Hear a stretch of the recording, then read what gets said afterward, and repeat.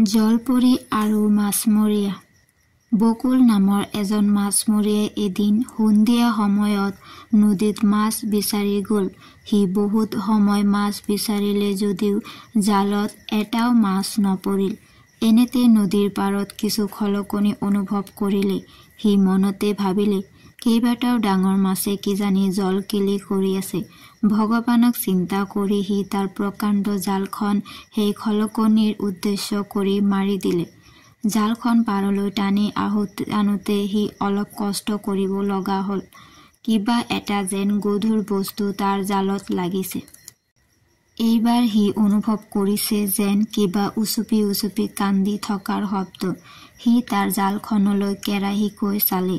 তাত কিবা এটি অদ্ভুত বস্তু যেন দেখি সি মনতে ভাবিলে, এই সন্ধিয়া সময়ত কিজানি জালখনক তেওঁ ভূতে গ্ৰাস কৰিলে। সি তাত আৰু খন্তেক সময়ো নৰল।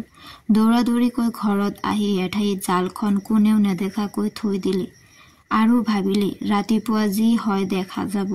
ঘৈণীয়েকে সোধাত ক'লে যে মাছ কাছবোৰ নদীৰ পাৰ লাগিছে। গতিকে বহুত চেষ্টা কৰিও এটা মাছ আনিব নোৱাৰিলোঁ। তাতে আজি মাছ মাৰিবলৈ যাওঁতে বহুত পলমো হৈছে। অন্য কামত ব্যস্ত থকা বাবে এনে হ'ল। কালি অলপ সোনকালে যাম, তই পাৰিলে মনত পেলাই দিবি। ঘৈণীয়েকে হ'ব দিয়ক বুলি ক'লে। নিশা বকুলে ভাত পানী খাই উঠি বিচনাত দীঘল দিলে যদিও বহু সময়লৈ তাৰ ভাল টোপনি নাহিল। এটা সময়ত অলপ চিলমিল টোপনি আহিল যদিও এটা অদ্ভুত সপোন দেখি তাৰ পিছত আৰু টোপনি নাহিল। সপোনত এজাকমান পৰীয়ে তাক বেৰি ধৰিছে আৰু কান্দি কান্দি কৈছে, হে বকুল, তুমি বৰ সহজ সৰল আৰু দয়ালু স্বভাৱৰ, কিন্তু তুমি আজি এটা বেয়া কাম কৰিলা। তুমি আমাৰ ৰাণীজনীক বন্দী কৰি আমাক নিথৰুৱা কৰিলা। তুমি লুকাই থোৱা জালখনত বন্দী হৈ আমাৰ ৰাণীয়ে বহুত কষ্টত সময়বোৰ পাৰ কৰিছে। তোমাক আমি দুখ নিদিওঁ, কাৰণ তুমি জানি বুজি এনে কৰা নাই। তথাপি তুমি সেই ভুলৰ পৰা ৰক্ষা পাবৰ বাবে আমাৰ ৰাণীক সূৰ্য উদয়ৰ পূৰ্বে সেই একে ঠাইত এৰি দি আহিবা, নহলে তোমাৰ মহাপাপ হ'ব। তুমি সেই পাপৰ বাবে নৰকত পচি পচি মৰিবা। যদি তুমি আমাৰ কথা মতে কাম কৰা, আমি তোমাক উপযুক্ত পুৰস্কাৰেৰে পুৰস্কৃত কৰিম। ইয়াকে কৈ পৰীকেইজনী উদ্ৰিক্ষ হৈ পৰিছিল। বকুলে সপোনটো দেখি ৰাম হৰি স্মৰণ কৰিছিল আৰু বিচনাত উঠি বহিছিল। তেতিয়া সূৰ্য উদয়লৈ আৰু 1 ঘণ্টামান বাকী আছিল। সেইখিনি সময়ত সি মুখ হাত ধুই দেহত একলহ শীতল পানী ঢালি শুদ্ধ হৈ ললে। ঘৈণীয়েকে ভিতৰৰ পৰা সোধাত ক'লে যে পেটটো অলপ বেয়া লগা বাবে উঠিছো। ইয়াৰ পিছত সি ঘৈণীয়েকক অলপ বাহিৰৰ পৰা আহো বুলি কৈ জালখনেৰে সৈতে বকুল ভয় ভয় হৈ নদীৰ পাৰ পালে। নদীৰ পাৰৰ সেই একেখিনি ঠাইত বকুলে খুব শ্ৰদ্ধা ভক্তিৰে জলপৰীগৰাকীক সেৱা সন্মান জনাই পানীত এৰি দিলে। আগৰ পৰা তাত ৰখি থকা পৰী জাকটোই ৰাণী পৰীগৰাকীক উভতাই পাই নাচিবলৈ ধৰিলে। সিহঁতে তাৰ পিছত বকুলক কাষলৈ মাতিলে। বকুলৰ খুব ভয় লাগিছিল যদিও কাষলৈ নোযোৱাকৈ নাথাকিল। বকুল কাষ পাওঁতে তাক ৰাণী পৰীজনীয়ে ক'লে, মই জানো তুমি নিৰ্দোষী, তোমাৰ ইয়াত কোনো ভুল হোৱা নাই। তুমি যে আমাৰ সন্মান ৰাখিলা, পৰিজাতিক সন্মান দিলা, মোৰ মান ৰক্ষা কৰিলা, তাৰ বাবে তুমি ধন্যবাদৰ পাত্ৰ।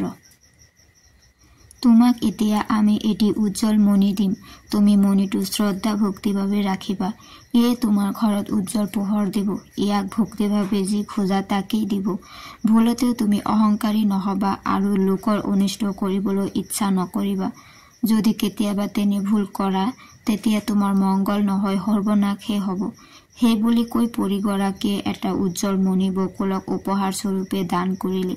তাৰ পিছত আৰু বকুলে পৰীকেইজনীক তাত নেদেখিলে। বকুলে মণিটো খুব সযতনে আৰু শ্ৰদ্ধা ভক্তিৰে থাপনাত ৰাখিলে। মণিটোই কোঠাটোত উজ্জ্বল পোহৰ বিলালে। বকুলে তাৰ মৰমৰ ঘৈণীয়েকজনীক একো কথাকে নুলুকালে। লাহে লাহে বকুলৰ ঘৰখনৰ অৱস্থা ভাল হৈ আহিল। সিহঁতে ইচ্ছা মতে দুসাজ খাব পৰা হ'ল, ভাল ভাল বস্ত্ৰ পিন্ধিব পৰা হ'ল। ঘৰখনে আগতকৈ ধুনীয়া হৈ আহিল।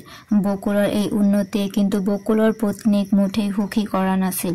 তাই আছিল চৰিত্ৰহীনা আৰু পৰপুৰুষৰ লগত সম্পৰ্ক ৰখা কুচৰিত্ৰৰ নাৰী। তাই মনে মনে অন্য পুৰুষক ভাল পায়। এই গোপন কথাৰ বকুলে পোৱা নাছিল। বকুলৰ সেই কুলক্ষী পত্নীগৰাকীৰ নাম আছিল ৰাণু। ৰাণুই তাইৰ গোপন প্ৰেমিকজনক মনে মনে সকলো বাৰ্তা প্ৰেৰণ কৰে আৰু বকুল নথকা সময়ত গোপনে লগ হয়। এদিন বকুল নথকা সুযোগত সিহঁতে বকুলক হত্যা কৰাৰ চিন্তা কৰিলে। সিহঁতে অভিসন্ধি ৰচনা কৰিলে যে মণিটোক সৰ্প হৈ বকুলক খুটিবলৈ ক'ব আৰু বকুল মৰিলে সিহঁত সকলো সা সম্পত্তিৰ মালিক হৈ সুখেৰে সংসাৰ কৰিব। সেই অভিসন্ধি মতে কাম আগবাঢ়িল। এদিন নিশাৰ এন্ধাৰত ৰাণুৰ গোপন প্ৰেমিকজন সোমাই আহিল। সি তাইৰ লগত লগ হৈ হাতত হাৰে ভৰিত হাৰে সেই মণিটোৰ কাষ পালে। সেই সময়ত বকুল ঘোৰ নিদ্ৰাত। সি বেচেৰাই ভবা নাছিল যে তাৰ অজ্ঞাতে এক হত্যাৰ প্ৰস্তুতি চলিছে। মণিটোৰ ওচৰ চাপি ৰাণু আৰু গুপ্ত প্ৰেমিকজনে মণিটোক এডাল কাল নাগ হৈ বকুলক খুটিবলৈ আদেশ কৰিছিল। এটা কথা বকুলে ঘৈণীয়েকক ভুলতে কোৱা নাছিল যে লোকৰ অনিষ্ট কৰিব বিচৰা জনক সেই মণিৰ ক্ষমতাই ওলোটাইহে অনিষ্ট কৰে। সেই মণিৰ পৰা এডাল প্ৰকাণ্ড নাগ সৃষ্টি হল সঁচা, কিন্তু বকুলৰ অনিষ্ট কৰিবলৈ নহয়। প্ৰকাণ্ড নাগটোৱে ৰাণুক মেৰিয়াই ধৰিলে। ৰাণুক উদ্ধাৰ কৰিবলৈ যাওঁতে তাই অবৈধ প্ৰেমিকক দংশন কৰি লগে লগে তাৰ প্ৰাণবদ্ধ উৰুৱাই দিলে। খন্তেকতে ঠাই টুকুৰাত হুলস্থুল আৰম্ভ হল। ৰাণুই ভয়তে কান্দিবলৈ ধৰিলে। ৰাণুৰ কান্দোনৰ শব্দত বকুল সাৰ পালে আৰু ঘটনাস্থলীলৈ দৌৰি আহিল। পাপাত্মা ৰাণুই তাইৰ সকলো পাপ স্বামীৰ আগত স্বীকাৰ কৰিবলৈ বাধ্য হল। বকুলে নাগটোক কাতৰেৰে প্ৰাৰ্থনা কৰাত পুনৰ এটা উজ্জ্বল মণিলৈ ৰূপান্তৰ হল। আগলৈ ৰাণুই ভুল নকৰাৰ প্ৰতিশ্ৰুতি দিয়াত তাইক স্বামীয়ে পুনৰ আঁকোৱালি ললে। ইয়াৰ পিছত সিহঁতৰ এখন সুখৰ সংসাৰ আৰম্ভ হল।